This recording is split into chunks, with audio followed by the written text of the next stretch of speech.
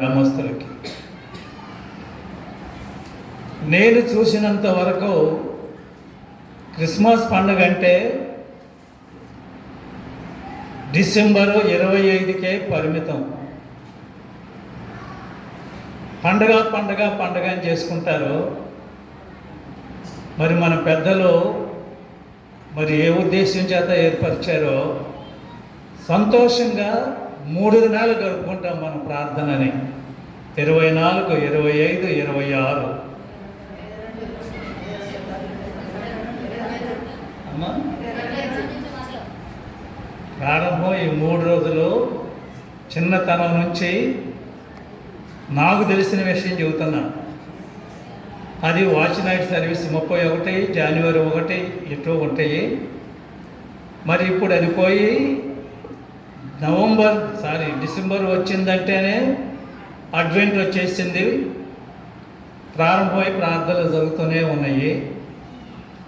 దేవుని కృప వల్ల ఎంత సంతోషంగా జరుపుకునే అవకాశాన్ని దేవుడు మనకిచ్చాడనేది ఒక భాగ్యంగా భావించి నేను చెబుతూ ఉన్నాను.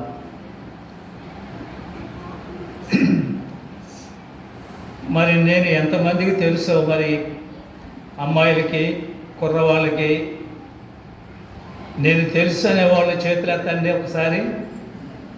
పెద్దోళ్ళు కదమ్మా, పిల్లల సంగతి అడుగుతున్నాను నేను. చాలా సంతోషం.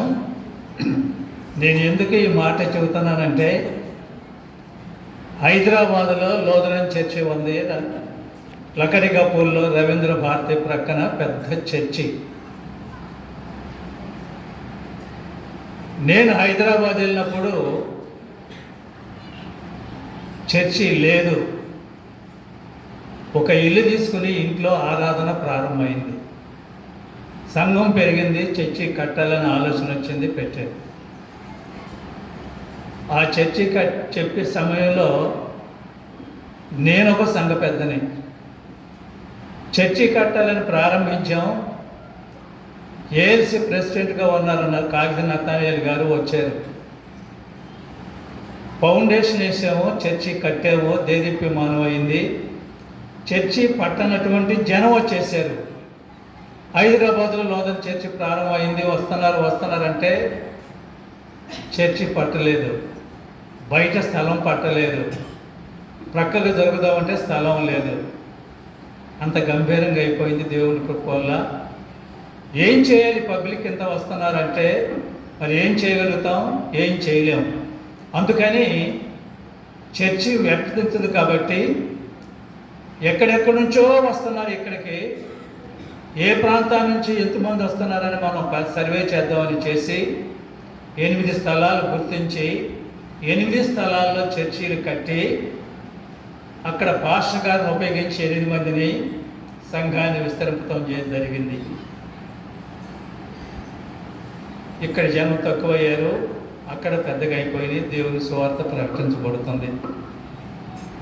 నేను ఎందుకు ఈ మాట చెబుతున్నానంటే, చర్చి ఫౌండేషన్ వద్ద నుంచి నేను చర్చి నిర్మాణంలో ఉన్నాను, చేశాను. నేను ఈరోజు ఆ చర్చికి వెళ్తే చాలామంది ఎవరి ముసలి